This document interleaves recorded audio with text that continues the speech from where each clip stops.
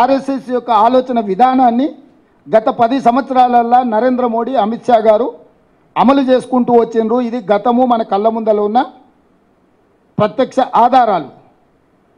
ఇక వాళ్ళు మళ్ళీ వచ్చినా సరే రాకున్నా సరే ఏకంగా రాజ్యాంగం యొక్క సమూలమైన మార్పు చేయాలన్న ఆలోచనతోటి ఈరోజు రిజర్వేషన్లను రద్దు చేసే కుట్ర, రిజర్వేషన్లను రద్దు చేసే విధానాన్ని, తద్వారా దళితులను, గిరిజనులను, బీసీలను, ఓబీసీలను శాశ్వతంగా దెబ్బతీసి కార్పొరేట్ కంపెనీల ముందు కట్టుబానిసలుగా నిలబెట్టాలన్న ఆలోచన.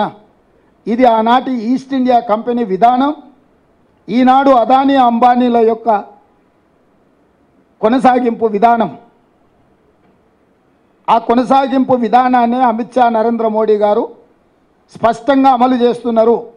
కిషన్ రెడ్డి గారు, బండి సంజయ్ గారు లేదా బీజేపీ నాయకులు ఎవరెంత మాట్లాడినా ఎందుకు నరేంద్ర మోడీ, అమిత్ షా గారు మేము ఎస్సీ, ఎస్టీ, ఓబీసీ, బీసీ రిజర్వేషన్లను రద్దు చేయము, ఈ 50% క్యాప్ తొలగించి మేము బీసీ జనాభాను లెక్కించి, బీసీ జనాభాను ఎందుకు లెక్కించాల్సి వస్తుంది?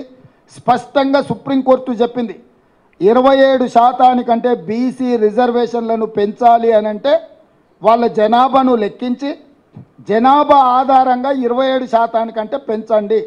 టోటల్గా వర్టికల్గా 50% మీరు పైకి పెంచాలి అంటే ఎస్సీ, ఎస్టీ జనాభా ఉన్నది, మిగిలిన బీసీ జనాభాను, ఓబీసీ జనాభాను లెక్కించి ఆ లెక్కల ప్రకారం మీరు 50% పైన రిజర్వేషన్లు పెంచడానికి అవకాశం ఉందని సుప్రీంకోర్టు చెప్పింది. ఇది చారిత్రాత్మకమైన అవసరం బీసీ జనాభా లెక్క కట్టడం. ఎందుకు అనంటే బీసీ, ఓబీసీ రిజర్వేషన్లను 27% నుంచి పైకి పెంచాలి అనంటే వాళ్ళ జనాభాను లెక్కించాలి. వాళ్ళ జనాభాను లెక్కించినప్పుడు మాత్రమే రాజ్యాంగం కానీ, సుప్రీంకోర్టు కానీ వాళ్ళ రిజర్వేషన్లను 27% నుంచి పైకి పెంచడానికి అవకాశం ఉంటుంది. దాన్ని దృష్టిలో పెట్టుకునే కాంగ్రెస్ పార్టీ ఈరోజు బీసీ జనాభాను లెక్కించాలి, బీసీ జనాభాల దామాష ప్రకారం రిజర్వేషన్లు పెంచాలి అని మేమంటుంటే, ఒకవేళ ఆ లెక్కలు పెడితే రిజర్వేషన్లను పెంచాల్సి వస్తుంది. మేము రిజర్వేషన్ల రద్దు విధానానికి ఇది విఘాతము అని చెప్పి ఈరోజు బీజేపీ కుట్ర చేసి బీసీ జనాభాను లెక్కించకుండా ఈ దేశంలో ఉన్న అన్ని రిజర్వేషన్లను రద్దు చేయాలని కుట్ర జరుగుతుంది. ఎక్కడ కూడా ఈరోజు వరకు ఏ రాష్ట్రంలో కూడా నరేంద్ర మోడీ గారు, అమిత్ షా గారు ఎస్సీ, ఎస్టీ, బీసీ, ఓబీసీ రిజర్వేషన్లు రద్దు చెయ్యము, వాళ్ళ జనాభా దామాష ప్రకారం రిజర్వేషన్లు పెంచుతామని ఎక్కడ కూడా మాట్లాడడం లేదు. ఈరోజు మేము చేసే ఆరోపణ మీద కూడా ఎక్కడ కూడా వాళ్ళిద్దరు స్పందించడం లేదు. స్థానిక నాయకులు ఏదేదో కల్లిపల్లి కబుర్లు చెప్పుకుంటూ తిప్పుకుంటూ వచ్చి ఏదో ఒక విధంగా ఈ ఎన్నికల్లో బయటపడితే చాలన్న విధంగా ఆపద మొక్కులు మొక్కుతున్నారు. ఇవాళ కిషన్ రెడ్డి గారే కాదు, ఈటల రాజేందర్ గారు కూడా ఒక మాట మాట్లాడతలేడు. లెఫ్ట్ భావజాలం అన్నాడు, తానేదో పోరాటాలు చేసిన అన్నాడు. ఇవన్నీ బాగానే ఉన్నాయి.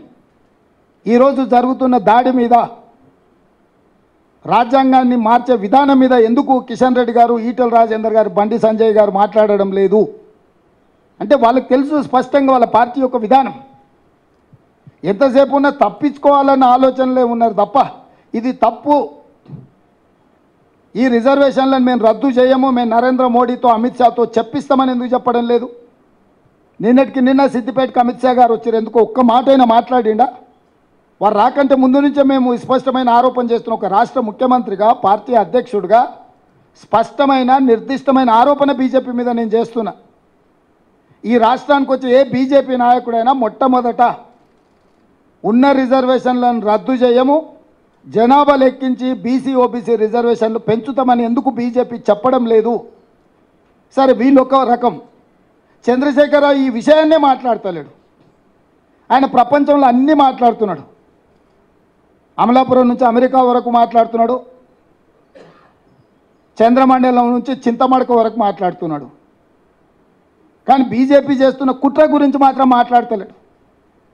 రిజర్వేషన్లు రద్దు చేసే ఆలోచనను బీజేపీని ప్రశ్నించడం లేదు.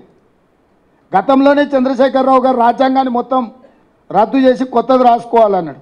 ఎవరి ఆలోచన ఇది? రాజ్యాంగాన్ని రద్దు చేసి కొత్తది రాసుకునేది ఆర్ఎస్ఎస్ విధానమే కదా. ఇవాళ చంద్రశేఖరరావు స్వయంగా భావజాలానికి ప్రభావితమైందా, లేకపోతే జైల్లో ఉన్న బిడ్డకు బెయిల్ కోసము ఈరోజు ఎస్సీ ఎస్టీ బీసీ ఓబీసీ రిజర్వేషన్లను తాకట్టు పెట్టి బీజేపీకి సహకరిస్తున్నాడా చంద్రశేఖరరావు గారు కూడా తన విధానాన్ని ప్రకటించాలి. నేను స్పష్టంగా సూటిగా చంద్రశేఖరరావును డిమాండ్ చేస్తున్నా. ఎస్సీ ఎస్టీ బీసీ ఓబీసీ రిజర్వేషన్లను రద్దు చేయాలన్న భారతీయ జనతా పార్టీ విధానం మీద బీఆర్ఎస్ విధానం ఏంది?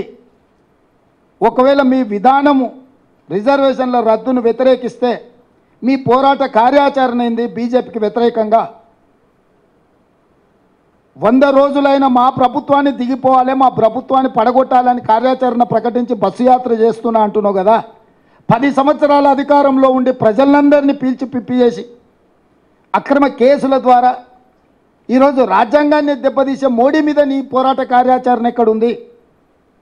5 ఏళ్ల కోసం ఎన్నుకున్న మా ప్రభుత్వాన్ని ఇప్పటికిప్పుడు దించేయాలని కేసీఆర్ గారు, కేటీఆర్ గారు, హరీష్ గారు అంటున్నారు. 10 ఏళ్ళు ప్రజల్ని మోసం చేసిన మోడీని దించడానికి మీ దగ్గర ఉన్న కార్యాచరణ ఏంది? 100 రోజులే అయిన మా ప్రభుత్వమా మీ టార్గెట్? 10 సంవత్సరాల నుంచి ప్రజల్ని వంచి దేశాన్ని దోసుకుని ప్రధానమంత్రి అయిన నరేంద్ర మోడీ గారు ఆనాడు 55 లక్షల కోట్ల రూపాయలు దేశం మీద అప్పు ఉంటే ఈరోజు 168 లక్షల కోట్ల రూపాయలు అప్పయింది. ఒక్క నరేంద్ర మోడీ గారు 10 సంవత్సరాలలో 113 లక్షల కోట్ల రూపాయల అప్పు తీసుకొచ్చిండు. 14 మంది ప్రధానమంత్రులు 67 సంవత్సరాలు చేసిన అప్పు 55 లక్షల కోట్లు అయితే 10 సంవత్సరాలలో ఒకే ఒక్క నరేంద్ర మోడీ దానికంటే 2 పైన అప్పు చేసిండు. ఒక్కసారైనా ఈ అప్పు ముప్పు గురించి కేసీఆర్ మాట్లాడాడు. ఎందుకంటే 69,000 కోట్ల రూపాయలతో ఉన్న తెలంగాణ రాష్ట్రం ఆయన చేతులు పెట్టి ఆయన 7 లక్షల కోట్ల రూపాయలు అప్పు చేసిండు. ఇద్దరు ఒకే రకమైన విధానాన్ని అవలంబించడం ద్వారా రాష్ట్రాన్ని ఈయన అప్పుల కూపంలో నెట్టితే దేశాన్ని మొత్తం అప్పుల ఊపిలో మోడీ కూర్చేసిండు. ఇక వీళ్ళిద్దరు ఒప్పందం బెయిల్ కోసం అయితే నిన్నటికి నిన్న మేడ్చల్ ఎమ్మెల్యే స్పష్టంగా చెప్పిండు, మేము బీజేపీ గెలిపిస్తాం, బీజేపీ గెలుస్తుంది మల్కాజ్గిరిలో అని. ఇంకా కూడా కేటీఆర్కు మరి సోయి ఉందా లేదా ఇలా మాట్లాడుకుంటా అసలు అప్పటికప్పుడు ఉన్న పలంగా నిజంగానే బీజేపీతో వీళ్ళకి వైరం ఉంటే మల్లారెడ్డిని పార్టీలకు వెళ్ళి సస్పెండ్ చేయాలి. బహిరంగంగా ప్రజల ముందు బీజేపీ అభ్యర్థిని అలై బలై చేసుకొని ఆయనే గెలుస్తాడని ఆయనకు సహకరిస్తుంటే ఆయన అసెంబ్లీ నియోజకవర్గం ఉన్న ప్రాంతంలో మేడ్చల్ ఎమ్మెల్యే మీద చర్యలు తీసుకోకపోను ఈరోజు కేటీఆర్ సమర్థించడం దేనికి సూచన? నేను మొదటి నుంచి చెప్పిన 5 పార్లమెంటు నియోజకవర్గాలను తాకట్టు పెట్టినరు బీజేపీకి బీఆర్ఎస్ వాళ్ళని. పోయినసారి నేను ఎంపీగా నిలబడ్డప్పుడు మల్కాజ్గిరిలో 31 సమావేశాలు పెట్టిండు కేటీఆర్ నన్ను ఓడించాలని.